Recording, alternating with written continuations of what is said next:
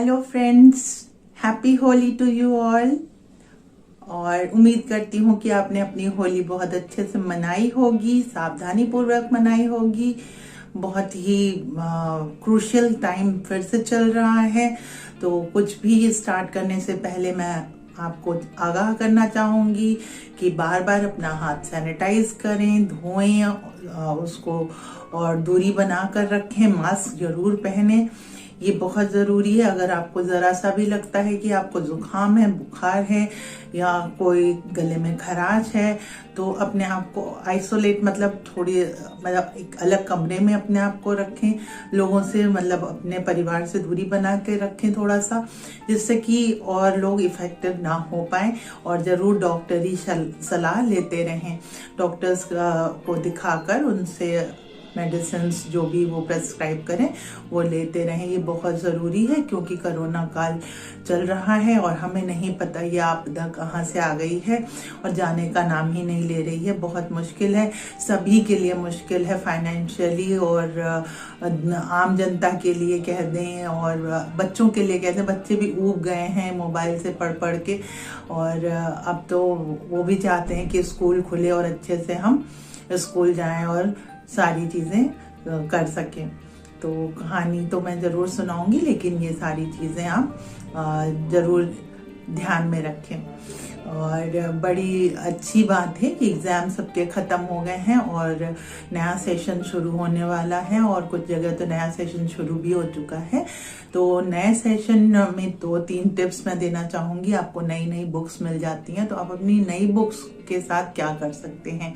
Tip number 1 ये है कि आप अपनी नई बुक को पहले एक अच्छी सी सेल्फ दे सकते हैं, एक अच्छी जगह दे सकते हैं उनको। जैसे रिस्पेक्ट दी जाती है तो उनको एक अच्छी जगह दे दीजिए। और फिर अभी तो खाली टाइम चल रहा है, ज़्यादा पढ़ाई लिखाई नहीं हो रही है, तो आप एक एक करके चैप्टर्स पढ़ते जाइए। अगर आप पहले से ही उस चैप्टर को पढ़े रहेंगे तो क्लास में जाकर जब आपकी टीचर आपको पढ़ाएगी तो वो आपको बहुत जल्दी से समझ में भी आएगा और आप क्रॉस क्वेश्चनिंग कर सकेंगे। ये बहुत अच्छी बात होगी। तो ये आज का टिप था और आज की कहानी सुनाने जा रही हूँ। उम्मीद करती हूँ आपको अच्छी लगेगी। अगर अच्छी लगे तो फॉरवर्ड करिएगा, शेयर करिएगा ज़रूर, और लाइक और सब्सक्राइब करना मत भूलिएगा। चलिए स्टार्ट करते हैं आज की स्टोरी। मॉरल वैल्यूज जो हमारे जीवन को क्या करती है, हमारे जीवन को इंसानियत से जोड़ती है, हमें इंसान बनाना सिखाती है। किताबें हमें पढ़ा लिखा इंसान बनाती हैं, लेकिन असली इंसान जो है वो नैतिक वैल्यूज ही बनाती हैं, नैतिक मूल्य ही बनाते हैं। चलिए मैं आपको एक ऐसी लेडी की कहानी बताती हूँ जो कि बहुत ही कर्मठी थी, अपने घर को बहुत अच्छे से चलाती थी और बड़े मन से खाना बनाती थी। वो खाना बनाती थी तो सबको खाना मतलब देने के लिए रखती थी, और एक रोटी वो रोज निकाल कर गरीब के लिए रख देती थी, मतलब नीडी पर्सन के लिए, किसी के लिए भी जो भी उसको उठा ले जाए, खिड़की पे रख दिया करती थी।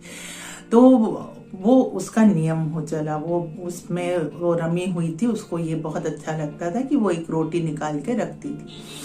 और उसकी वो रोटी जो है रोज एक कुबड़ बाबा, जिनके पीठ पे कुबड़ ऐसे निकला होता है, हंच जैसा, ऊंट पे देखा होगा आपने हंच बैग, तो वैसे कुबड़ निकला था। तो वो आते थे और वो रोटी लेकर जब जाने लगते थे तो वो एक आवाज देते थे, एक लाइन कहते थे, एक चीज बोलते थे कि बुराई तुम्हारे पास ही रह जाएगी और अच्छाई तुम्हारे पास लौट के आएगी। बुराई तुम्हारे पास रह जाएगी और अच्छाई तुम्हारे पास लौट के आएगी। तो ये इस औरत को ये बात समझ में नहीं आती थी कि वो कहते क्या है। तो इस औरत को ये बात नहीं समझ में आती थी कि ये बाबा ये क्यों बोलते हैं कि बुराई तुम्हारे पास रह जाएगी, अच्छाई लौट के आएगी। फिर भी उससे क्या लेना देना था। उसका नियम था कि वो रोज एक रोटी खिड़की पे रख देती थी। बाबा आते थे, रोटी उठाते थे, कहते थे बुराई तुम्हारे पास रह जाएगी, अच्छाई लौट के आएगी। बुराई तुम्हारे पास रह जाएगी, अच्छाई लौट के। ये औरत रोज इस बात को सुन के चिढ़ने सी लगी कहती है एक दिन भी आशीर्वाद नहीं देता। मैं इतने मन से रोटी बनाकर रखती हूँ, एक दिन भी ये मुझे आशीर्वाद नहीं देता कि बेटी तुमने बहुत अच्छा काम किया, तुम एक रोटी रोज मुझे खिलाती हो। कभी आशीर्वाद नहीं देता, सिर्फ यही कहता है कि बुराई तुम्हारे पास रह जाएगी, अच्छाई लौट के आएगी। मैं तो तंग आ चुकी हूँ इस बुढ़े से।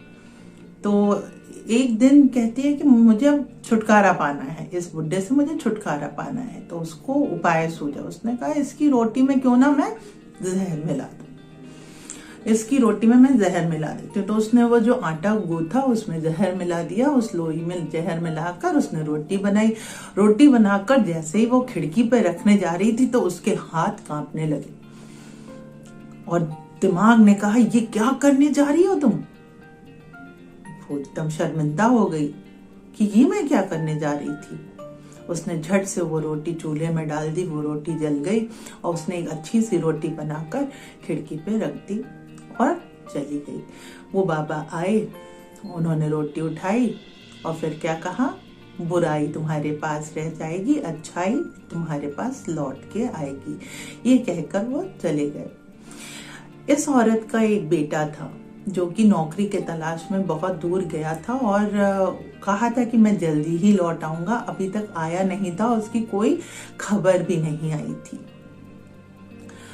तो ये बहुत चिंतित थी कि क्या हुआ, कैसे हुआ, क्या नहीं, कुछ नहीं, कोई खबर नहीं आ रही है। उस समय तो पुराने टाइम में क्या होता था कि पुराने टाइम में मोबाइल होते नहीं थे और पोस्ट ऑफिस भी घोड़ा सवारी हुआ करती थी, कुछ नहीं था, ये सारी चीजें नहीं हुआ करती थी। तो बड़ी चिंतित थी कि मेरा बेटा बाहर गया है, अभी तक आया नहीं है, मैं क्या करूं, कैसे उसकी खोज खबर लूं।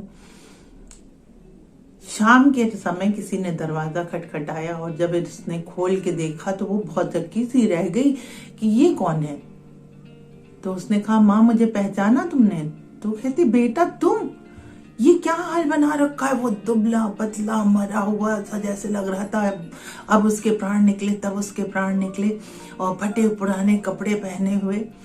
तो वो अंदर आया, उसको इन लोगों ने पानी दिया, साफ सुथरा किया, नहाया धोया, तब बैठा और कहने लगा कि आज मैं आपके पास हूँ तो एक इंसान की वजह से हूँ, और मैं तो बिल्कुल रेगिस्तान में फंस गया था और रेगिस्तान में मुझे मतलब मैं बेहोश हो गया था, न पानी था मेरे पास, न खाना था मेरे पास, और कई दिन से मैं प्यासा चलने की कोशिश कर रहा था और मैं बिल्कुल बेहाल हो गया था और मैं चल भी नहीं पा रहा था। उस समय मुझे इतनी भूख लगी थी कि एक बूढ़ा व्यक्ति वहां से जा रहा था, कुबड़ा व्यक्ति था जिसके हंच बैग था, कंधे पे गोबर था, उसको वो मुझे दिखा और मैंने उससे कहा कि बाबा मुझे कुछ खाने के लिए दे दो।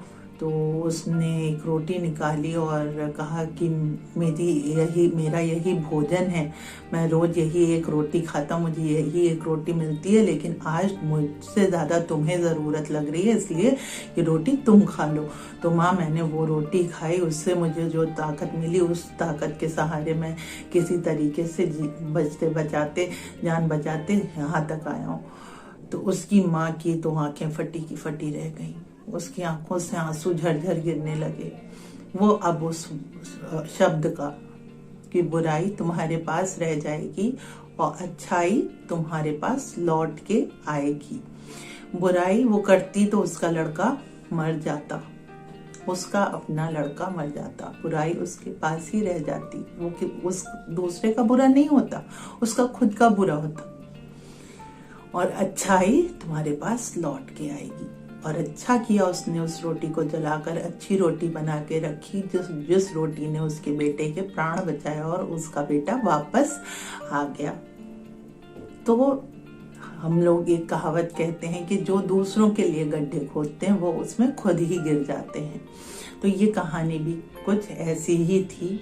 उस माँ ने उस बूढ़े व्यक्ति की बात ना समझते हुए एक बार क्रोध जताया, लेकिन उसकी अंतरात्मा ने उसे सुधार दिया और वो सही रास्ते पर आ गई और उसको अपना बेटा मिल गया। तो सभी लोगों से मेरी गुजारिश है कि कभी भी आपके मन में किसी के लिए बुराई आए तो एक बार आप जरूर सोचिएगा कि इसका रिटर्न गिफ्ट क्या होगा। न्यूटन का थर्ड लॉ है कि that every action has its equal and opposite reaction. जो भी हम करते हैं उसका मतलब रिवर्स आता ही आता है।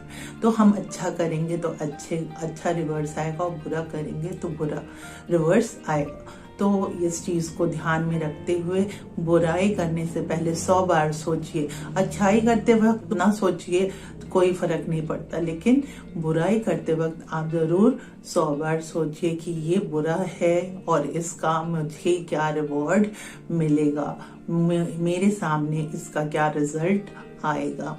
क्योंकि बोया पेड़ बबूल का तो आम कहाँ से होए। बबूल एक कांटेदार वृक्ष है, और अगर हमने बीज बबूल के बोए हैं तो हमें आम खाने की इच्छा नहीं रखनी चाहिए। हमें कांटेदार पेड़ लगाया है तो हमें कांटे ही मिलेंगे, फल नहीं। तो अगर फल चाहते हैं तो आप फल बोइए, अच्छा कर्म करिए, अच्छे कर्मों से ही आपको अच्छी चीजें मिलेंगी। आज आप अच्छा करेंगे तो कल आपके बच्चों को, आपके आने वाली जनरेशन्स को अच्छा मिलेगा। तो हम अगर आज सुधार लेंगे तो फ्यूचर तो अपने आप सुधर जाएगा। ये चीज सभी के लिए है। आज के पॉलिटिकल लीडर्स हों, बच्चे हों, बूढ़े हों, यंग्स हों, सबको ये सोचना चाहिए कि प्रेजेंट को अगर हमने सेव कर लिया, प्रेजेंट को हमने अगर सही कर दिया तो फ्यूचर अपने आप सेव हो जाता है। यही था आज का मोटिव मेरा, कि आप तक ये सूचना पहुंचाई जाए कि बुराई हमारे पास ही रह जाती है, अच्छाई हमारे पास लौट के आती है। तो इसी के साथ मैं आज संडे की कहानी का अंत करती हूँ। मैं फिर आपके पास आऊंगी एक नई कहानी लेकर, एक नया मोटिवेशन लेकर, जिससे मेरे बच्चे, आने वाले पीढ़ी इतनी अच्छी हो कि वो इस बात को औरों तक पहुंचाए कि बुराई अपने पास ही रह जाती है और अच्छाई लौट कर आती है, और इस धरा को बहुत सुंदर, विश्व को इतना सुंदर बनाएं कि वसुधैव कुटुंबकम जो स्लोगन है वो सच में पूरा हो जाए। इसी के साथ अलविदा लेती हूँ मैं आपसे, और प्लीज सब्सक्राइब करना ना भूलें, लाइक करना ना भूलें, कमेंट करना ना भूलें। अगर आपको वो कहानी पसंद आई हो तो शेयर भी जरूर करें। Thank you, bye bye.